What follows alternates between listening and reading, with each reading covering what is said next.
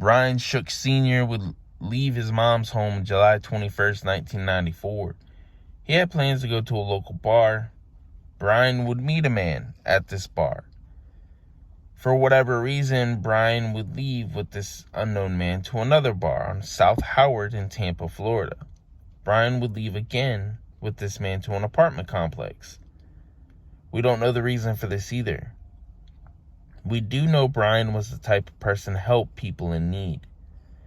Maybe the man needed a ride. Brian was kind enough to give the man a ride anywhere he needed to go. After arriving at the apartment complex, Brian and the man weren't there for very long. Witnesses seen them leave a few minutes after arriving. After this, nobody knows what truly happened or why someone would kill Brian in cold blood. Brian would be found murdered on the 700 block of Caracas Street. Not sure where the apartment complex was or is. The bar on South Howard is around 6 miles from where Brian was found, murdered on 700 block of Caracas Street in Tampa, Florida. Brian was beaten and stabbed to death.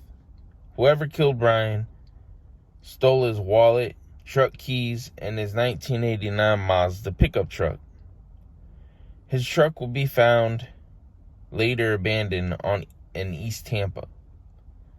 Looks like there was some DNA. Investigators have mentioned they have been testing DNA in hopes they can find a match. The DNA so far hasn't matched anyone.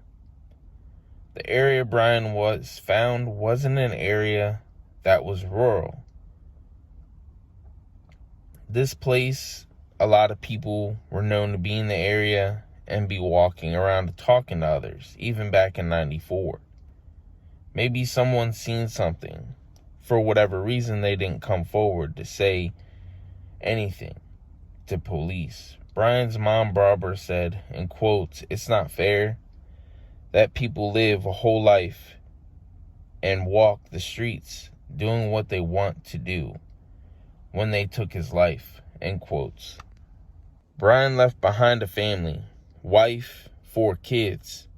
He was a good father, husband, a good person that would help who he could.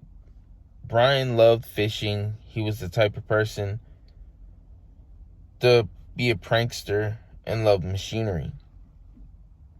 Brian's wife, Lauren, said, in quotes, "Happy, loyal, full of love, and honest to a fault," end quote.